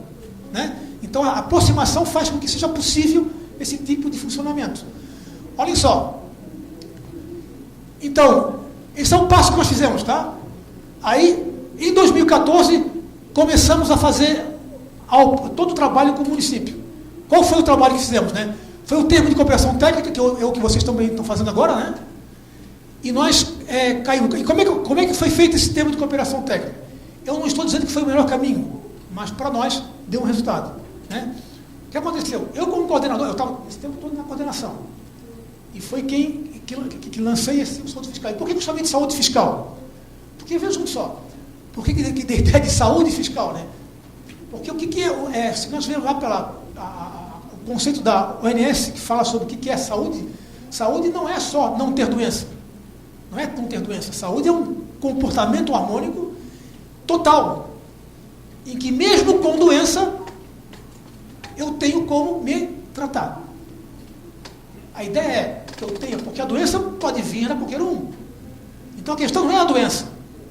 Por isso que a Organização Mundial decidiu que não era mais coisa que você estava superado. O conceito dizia que é a condição de acesso a tudo que possa resolver o meu problema se eu tiver com saúde.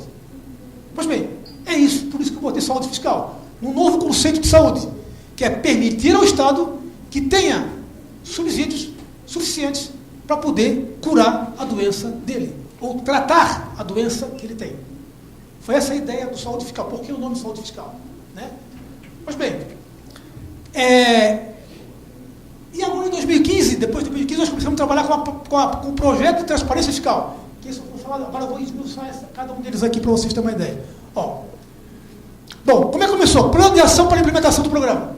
O que nós fizemos? Primeiro, instalamos promotorias regionais tributárias. O que aconteceu? As promotorias já existiam desde 2006. Vejam lá, nós tínhamos uma em Blumenau, que não era do meu tempo.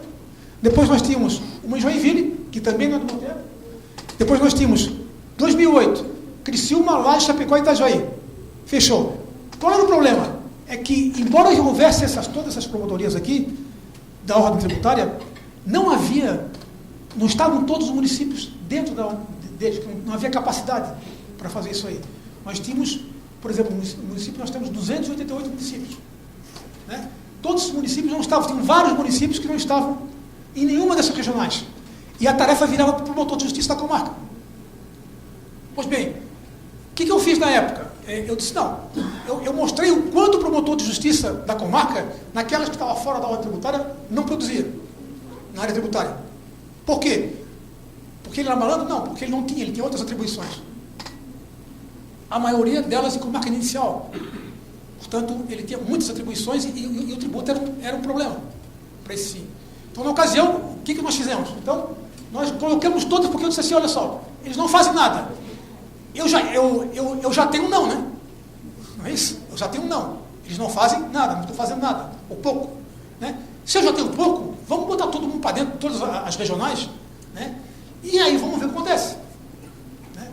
Na ocasião, eu tive um problema sério com o Conselho Superior também, eu tive que defender isso no Conselho, dizer que eu estava doido, que não era possível isso aí fazer. Mas enfim, eu conversei com cada procurador na época, né? Sentei lá, falei com eles, expliquei para cada um, e enfim, consegui. Aí eles botaram para dentro. Né? Bom, depois eu comecei a incentivar os promotores regionais, já em todos esses promotores, fazendo curso com eles, dando margem, noticiando o trabalho que eles estavam fazendo, e aí todos começaram a se enganjar. Né?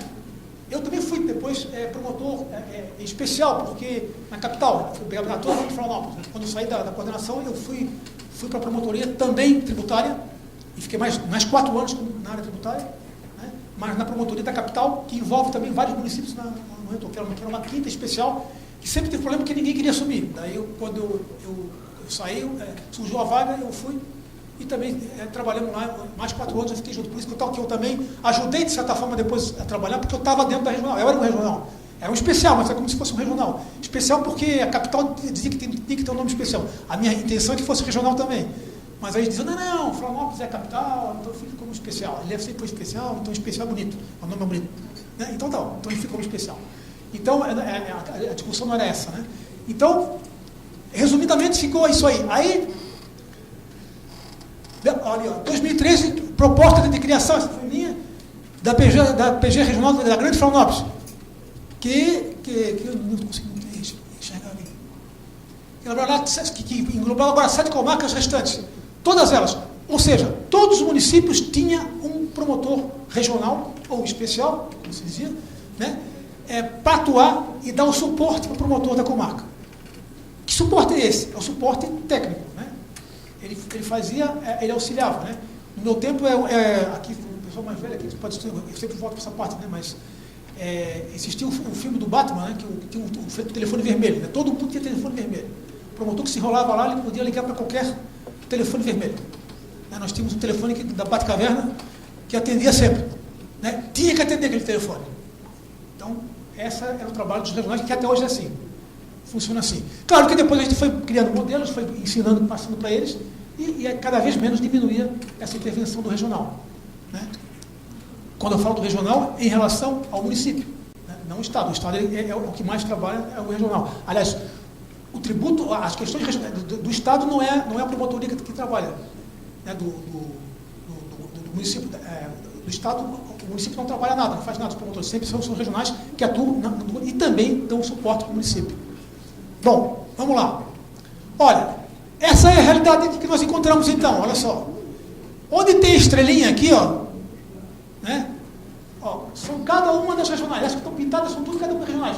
Tanto da ordem tributária, quanto dos GAECos. Aonde tem GAECO? Por quê? Porque onde tem GAECO tem investigação. E no nosso acordo, boa parte da investigação é na ordem tributária também. E vou mostrar para vocês por que isso aí. Hoje, vou mostrar para vocês, hoje o Ministério Público de Santa Catarina, ele se paga sozinho. Do valor tributário que sai pelo ralo, que o Estado não consegue recuperar. O Estado está falando, né? Nós recuperamos. E se somar o valor que nós recuperamos, seja parcelado, vocês vão ver depois ali, seja parcelado, ou seja um pagamento à vista que o cara faz, porque a lei tributária tem uma característica diferente, né? Que se tu paga o tributo, tu te livra do PIB, né? Um pouco diferente. E se é bom ou se é ruim, não interessa. A regra do jogo é essa. Né? Então nós trabalhamos com a regra do jogo, e aí quando você pressiona ele com uma ação, daí ele acaba acertando ou parcelando. Então se nós contarmos o parcelamento que nós temos, dos ativos. Mas eu estou falando daquilo que o Estado, e nem a Procuradoria do Estado consegue fazer nada. é aquele que estava indo pelo ralo mesmo. Não havia recuperação de jeito nenhum. É esse que nós estamos falando. Pois bem, esse nós trabalhamos, e aí, hoje, se você somar o valor que ele recebe, e o mensal que ele recebe, o Ministério Público se paga. Claro que não se paga porque é tudo para o Estado, né, que vai, né? Mas quero dizer que nós temos uma contraprestação do Estado. E hoje o Estado, por isso, claro que fica também, no bom sentido, refém nosso. Né? No sentido de, com o Ministério Público eu não me preocupo. Porque, de alguma certa forma, ele está se pagando. Não diretamente, mas indiretamente. Pois bem, olhem lá. Essa aqui era a realidade que nós tínhamos antes, que eu falei para vocês das regionais. Isso que está em branco não estava nas regionais. Quando eu entrei, que eu consegui, ele ficou assim. Entendeu? Aí olha. Não, aqui não. Onde é que está o outro? O outro sumiu. Eu esqueci de colocar. Bom, depois vai aparecer em outro lugar. Eu acho que eu botei de posição. Mas depois ele está tudo fechadinho, quase tudo fechado. Né? Nessa área. Pois bem, esses valores recolhidos, para você ter uma ideia, vejam só o trabalho, né? Os valores, estou falando de Estado aqui, está meio apagado aqui, né? Não dá para ver? Não tem como puxar um pouquinho mais a imagem ali, não? Não?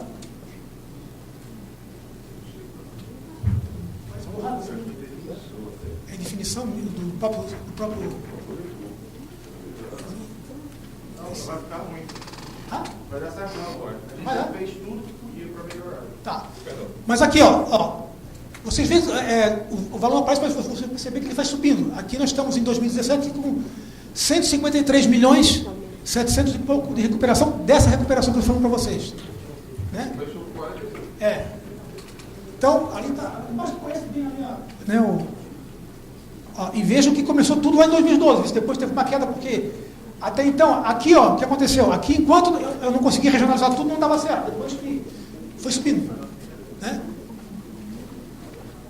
Olhem só, aqui também o outro também que fala do parcelamento. Esses são os valores parcelados. Hoje, por exemplo, nós temos 700 e alguma coisa de milhões parcelados.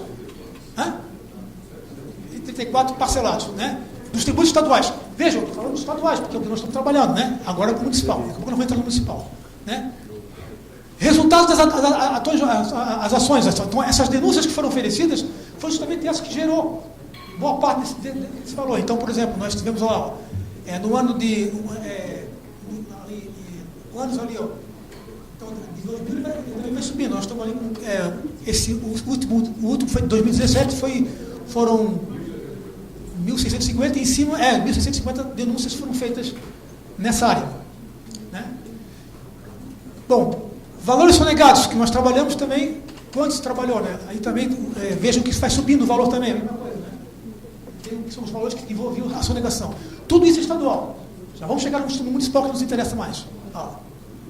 Bom, como que a gente chegou nessa questão agora do município? Que levantamento que eu fiz na ocasião? Porque eu precisava convencer, nós trabalhávamos com o tributo municipal, convencer o Conselho Superior, né? Hoje eu faço parte dele, mas na época eu tinha que convencer os colegas lá, né, para aprovar. Então, como que a gente surgiu? Né?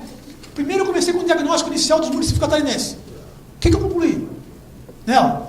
Mais da metade do município catarinense arrecadavam em tributos próprios, que aí tem uma diferença dos próprios, né? Acho que o colega já disse ali, explicou bem aí, né, anteriormente.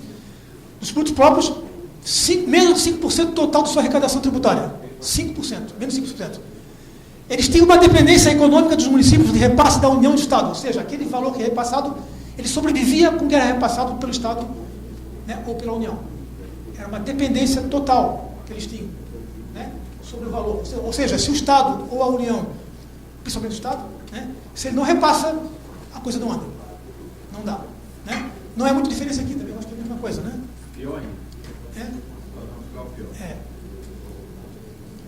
Problemática. Qual é a problemática que eu estava tratando? Possibilidade de renúncia tributária e grande ocorrência de sonegação fiscal. Vejam, a renúncia tributária estava escrita em tudo. Vejam só para você ter uma ideia do que eu estou falando, para você imaginar do que eu estou dizendo. Eu fui promotor de uma cidade também grande, né? E que eu estava no interior, depois eu fui transferido para essa cidade, que já era uma cidade perto também da capital, já é uma cidade têxtil muito forte. Você deve saber o que eu estou falando, né? Brusque, que é um celeiro têxtil, né? Então, eu fui transferido para lá, até, quando cheguei no litoral, fui para Brusque, E eu sabia que eu ia ficar muito tempo lá. Eu não sabia que ia ficar muito tempo. Eu calculei que ia ficar uns 5 anos. Não fiquei 5 anos, não fiquei 4 e meio. Quase isso aí. Nossa carreira é um pouco mais travada. Né? Não sei se, eu acho que sim, né? Precisa mais rápido. Nossa, é mais travadinha, né? Para chegar a procurador é 20 anos, 21 anos de carreira. Eu tenho 30. Então não é fácil, né? Então, assim, para chegar, então, por isso que eu digo, que a nossa meio trabalho. Mas vejam só, onde eu quero chegar. Então, eu estava em Brusque, cheguei em Brusque, como sabia que eu ia ficar lá, eu aprendi com meus avós, fui criado pelos meus avós, que aluguel, ele toma café contigo de manhã cedo, ele almoça contigo, ele janta contigo, ele vai no circo contigo, vai no cinema, vai onde tu quiser contigo. Ou seja, o aluguel sempre está te comendo pelas pernas e não te aproveita. Então o negócio é teu imóvel. Eu aprendi isso com meu avô e aprendi essa lição. Então, como eu estava lá e já ia saber que ia ficar bastante tempo, eu comprei um apartamento em Brusque. Tá, né? Aí, mobiliei, aquele negócio todo, apartamento novo. Né? E aí, quando chegou o IPTU, o primeiro IPTU, eu já era promotor lá. Né? Quando chegou o primeiro IPTU lá, o valor é ridículo, assim, uma coisa assim, absurdamente, um apartamento bom, central. Né? E o valor do IPTU, assim, não tinha sentido. Hoje, por exemplo, seria R$50, né? Num apartamento central em Brusque, que é uma cidade que tem um valor diferente também, porque está perto das praias também. Então, aquilo não fazia sentido. Daí eu disse, eu acreditando que se tratava de um engano, né? Eu fui à prefeitura. Só olha, vocês fizeram o meu... Só que ninguém me conhecia ainda, né? Eu estava há poucos dias lá na comarca. Eu disse, olha, vocês aqui se enganaram no meu IPTU. Né? Aqui o valor não é esse, o valor é certamente tal. Ele assim, aí é que o senhor se engana. Seus problemas acabaram. E ele me disse o que o cara lá. Aqui nós não cobramos IPTU há muito tempo. Fica tranquilo, é isso mesmo. O valor é isso mesmo. Não tem nada errado. E como uma motivação. Né? Aí eu descobri mais do que isso. Fui investigando sobre isso aí, descobri, por exemplo, que existiam áreas grandes lá na cidade de Brusque, em que o cara construiu uma casinha pequenininha lá no meio, de madeira, o tributo bem baixo também, como estava lá, e ele não deixava ninguém entrar naquele mercado. Ou seja, não tinha que se preocupar na área de terra que tinha lá. Ele pagava muito pouco. Esse valor. E aí aconteceu na prática, não gerava emprego. Que existiam, aí eu descobri também que tinha vários mercados grandes de Florianópolis, várias empresas que iriam para lá, mas não tinha terreno. Porque os caras estavam especulando cada vez mais, porque não tinha custo. Né? Você percebe como aí está um problema sério?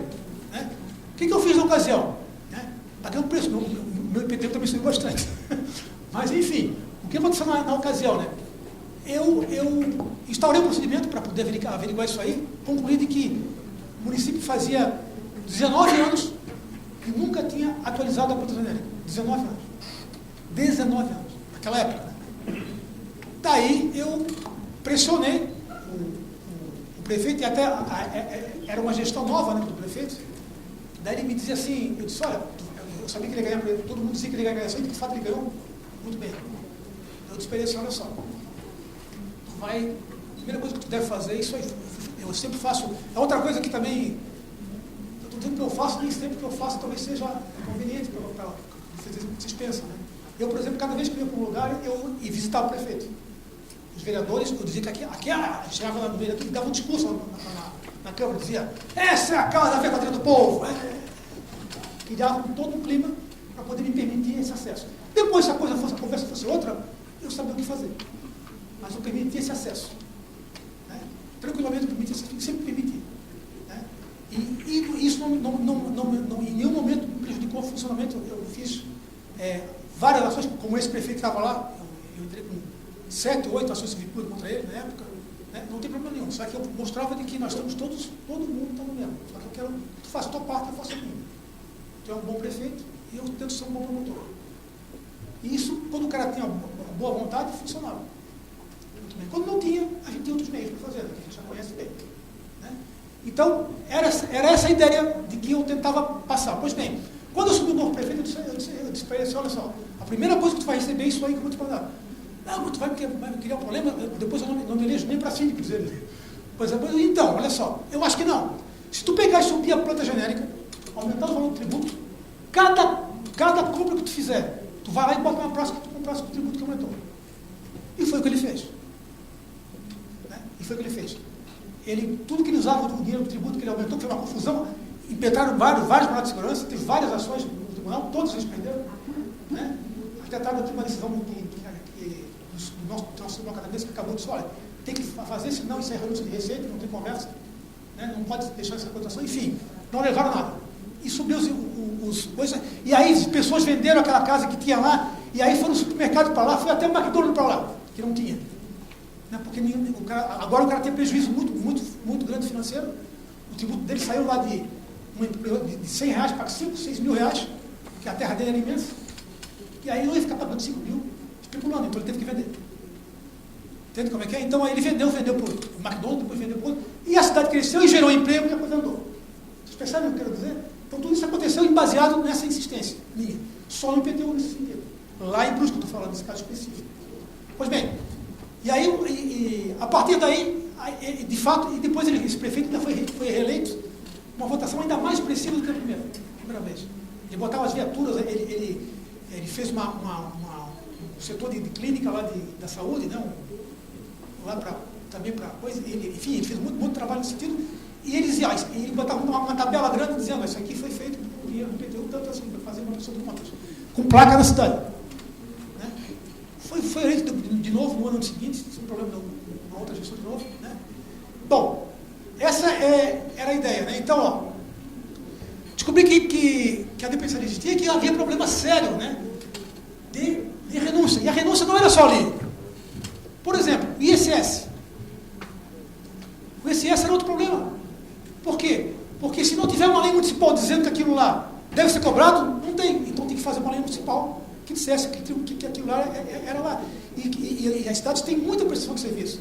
Vejam só, até coisa que a gente nem tem ideia que tem. Por exemplo, ganha-se uma concorrência, uma licitação para fazer vocês sabem disso, eu quero dar um exemplo, né? De uma estrada ou de uma ponte de uma determinada cidade. Vindo de outro órgão, federal. Vai fazer lá. Muito bem. Quando o cara concorre a isso aí, ele já colocou o valor dos prestadores de serviços ali naquela concorrência. Só que daí o município não cobra.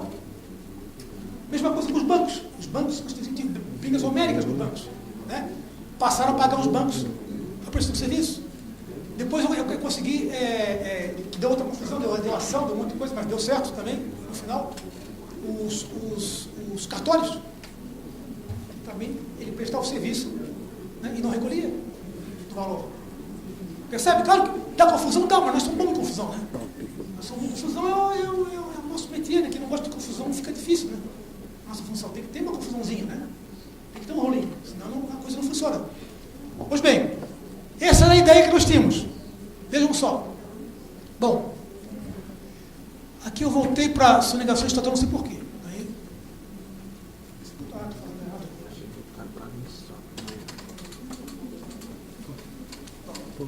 Isso aqui estava aqui, né? É isso, né? O problemático é a possibilidade de renúncia de receita, que é ato de improbidade. Renúncia de receita é ato de improbidade.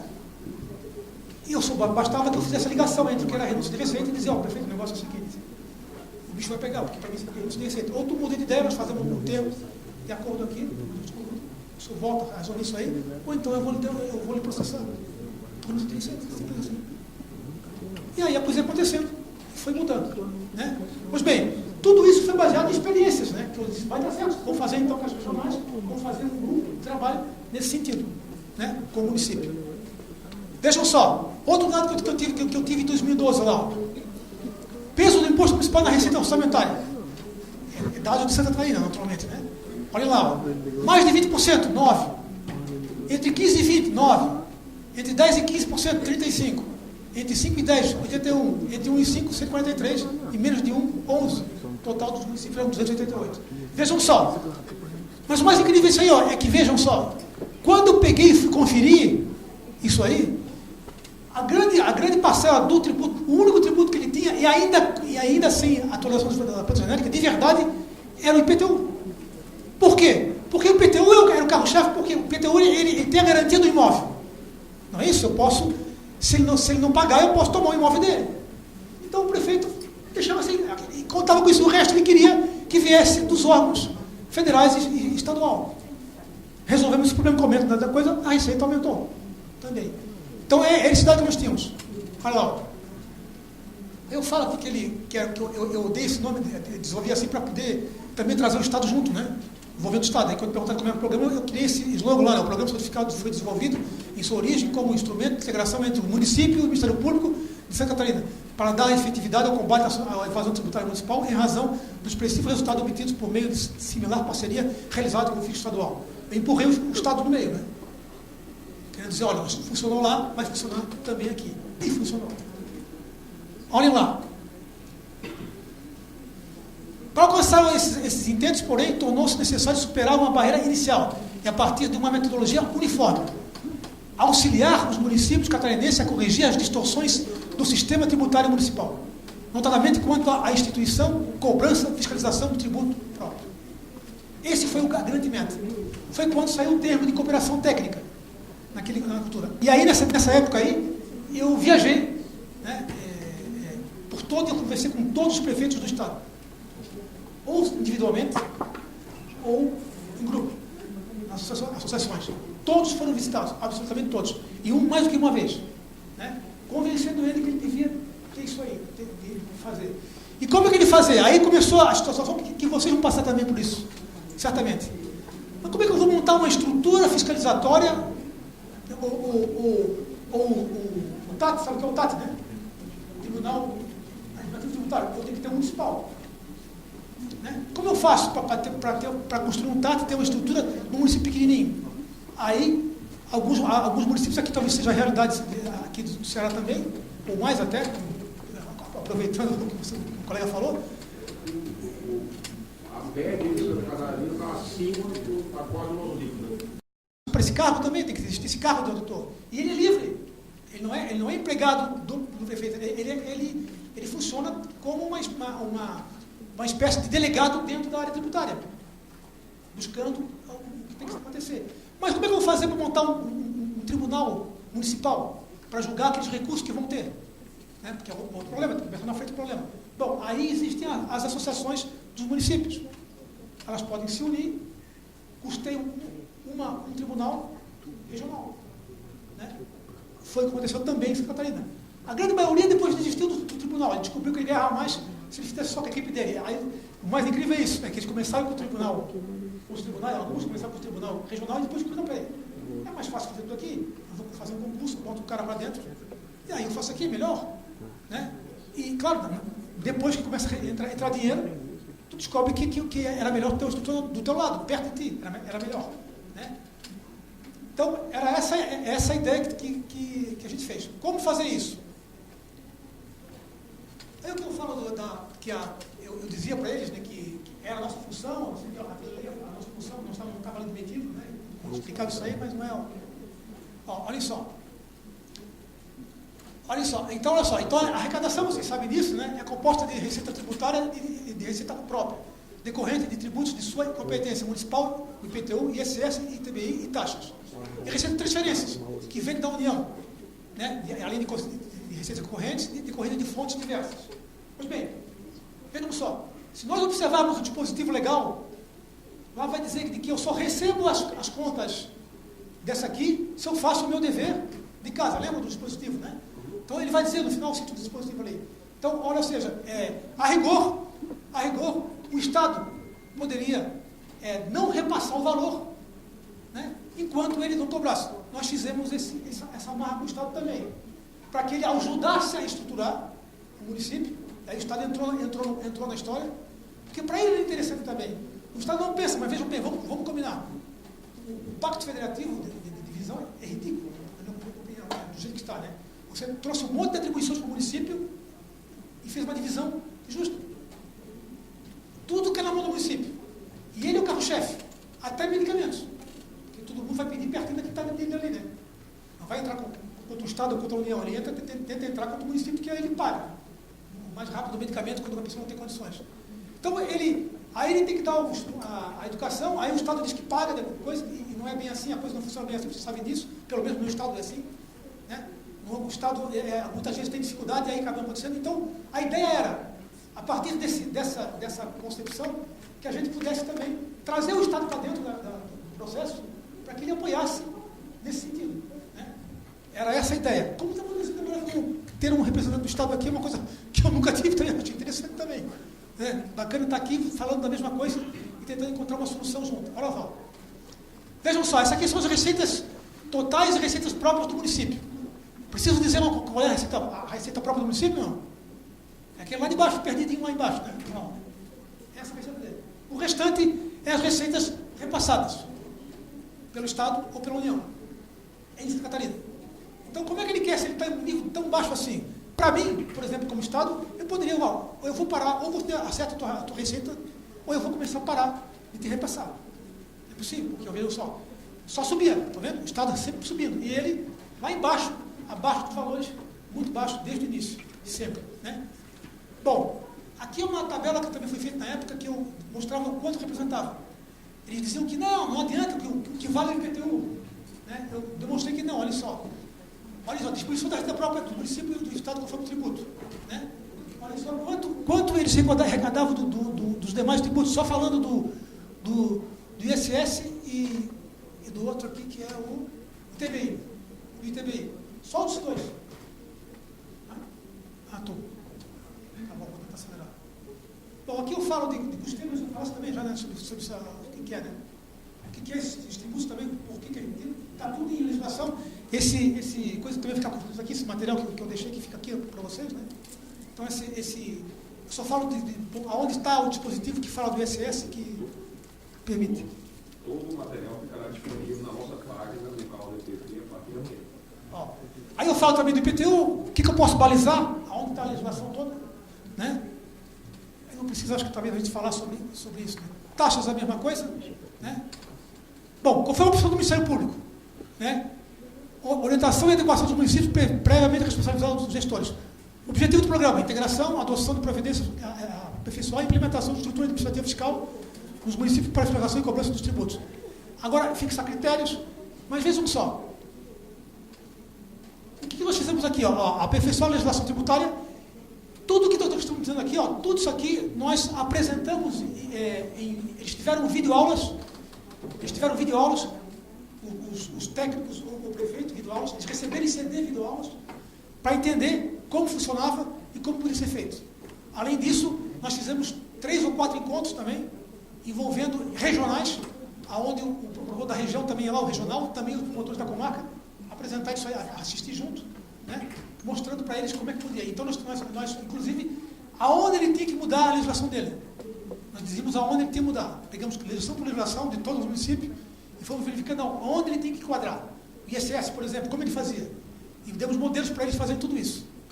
Todo esse material também nós temos. Se quiser, claro, cada um na sua realidade, né, cada estado, né? Então, tudo isso foi feito. Né? Bom, aí a função que eles tinham no Código, primeiro, eles tinham que obrigatoriamente, aqueles que assinaram o termo de cooperação técnica, tinham efetivamente de que nos remeter todas as notificações fiscais. Né? Essa era a proposta. Bom, olhem, isso aqui é os municípios de Santa Catarina, os que estão em branco não fecharam conosco. Vejam que o Estado tem 288, a grande maioria, todos estão fechados com o acordo que fez conosco. Bom, problemas? Sim. Aqui tem uma outra foto para você ter uma ideia, eu botei em verde para você ter uma ideia. Esses que estão em vermelho é que são que não fizeram.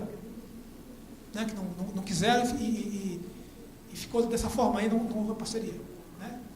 Bom, agora nós temos. Qual é a ideia de transparência fiscal? O obstáculo do programa, né?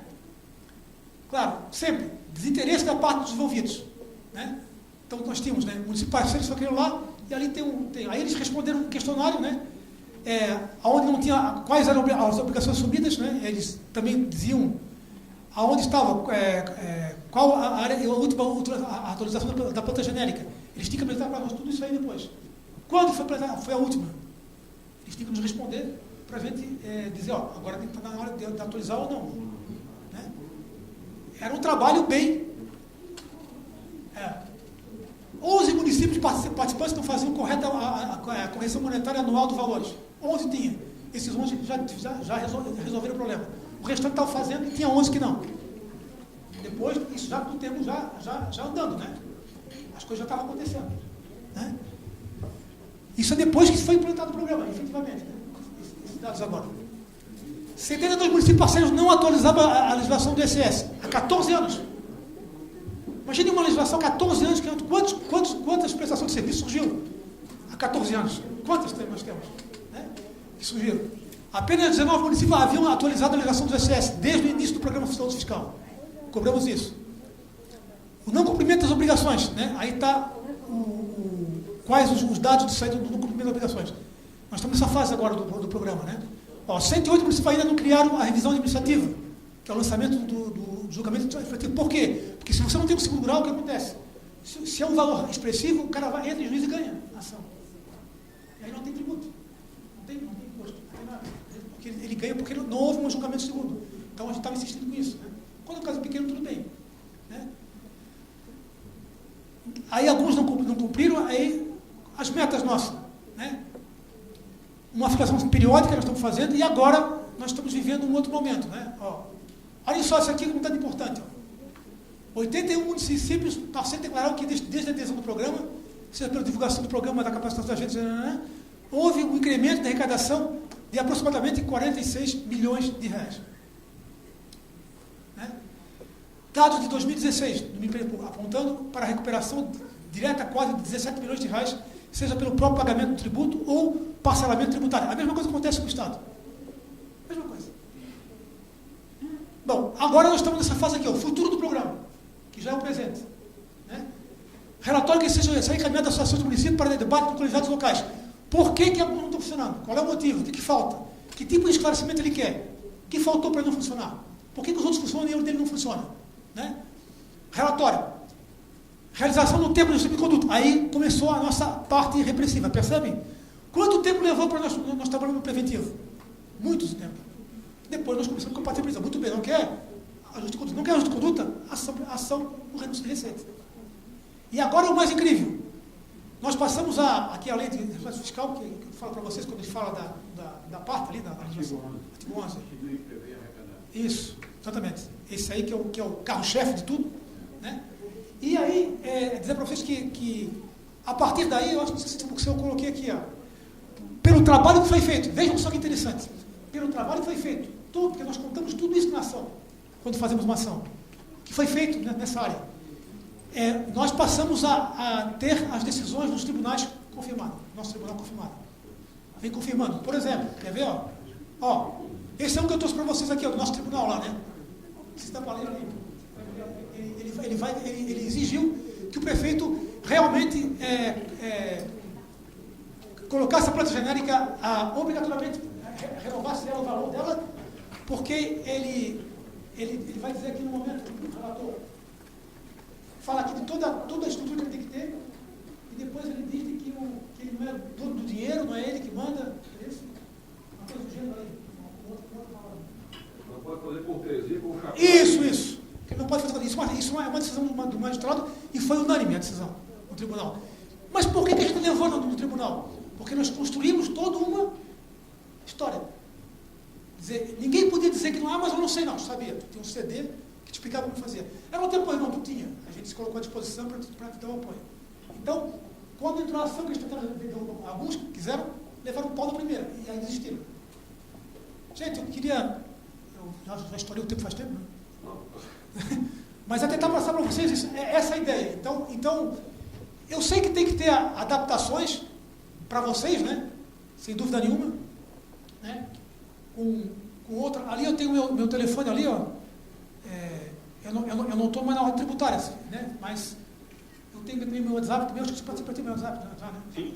Então, se quiser alguma coisa, eu gosto da matéria, não atuo mais na matéria, eu estou agora no difuso, né? Coletivo, mas qualquer coisa, nós temos uma coordenação também que eu posso botar contato, né? O Giovanni, não é mais Giovanni agora, não. O Giovanni agora é assessor do Procurador-Geral. Assumiu o novo, o Assis. O Assis, eu posso também fazer contato com ele lá, né?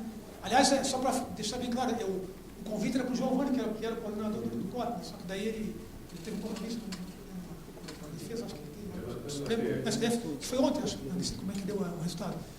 E aí ele me solicitou que eu fizesse, eu como gosto também do assunto, embora desde daí, fiz ali. E, bom, era mais ou menos isso que eu queria deixar com vocês. A explicação é essa, né, o que foi feito. Esse material fica. O COT tem muito material lá, né, tem vários funcionamentos que, sem dúvida nenhuma, até descobri uma coisa que talvez alguém mais velho saiba disso aqui, mas não sei. Que vocês ainda tem aqui o DECOM? Sim, temos sim. Tem? O DECOM de vocês foi feito, depois eu descobri isso, com um procurador aposentado, o João Carlos Curti, que era o procurador-geral, e ele esteve aqui em Fortaleza, apresentando o nosso DECOM que tinha sido feito. Bacana, também não sabia. Então, um histórico bacana, que já aconteceu uma vez isso aí. Quem sabe a próxima? A parceria. Né? A parceria é muito bem-vinda. Né? E certamente vocês também vão nos possibilitar também muita reflexão sobre isso aí também, porque são realidades diferentes que a gente pode trabalhar e coisas que a gente não enxergou. Eu sempre digo o seguinte: por que eu vou subir o Pão de Açúcar se tem um bondinho, né? Qual é a razão que eu faço? Vou levar quanto tempo para subir esse Pão de Açúcar escalando ele, né? A não ser que eu seja que queira escalar, né?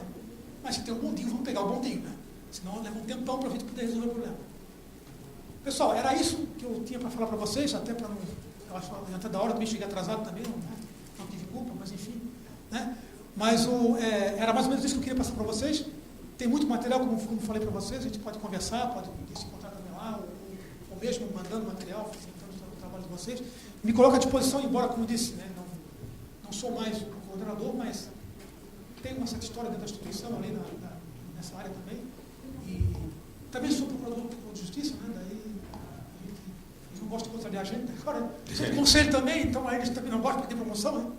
Eu também tenho, então eu estou brincando, mas assim, mas eu tenho acesso a isso e também posso ajudar, se for preciso.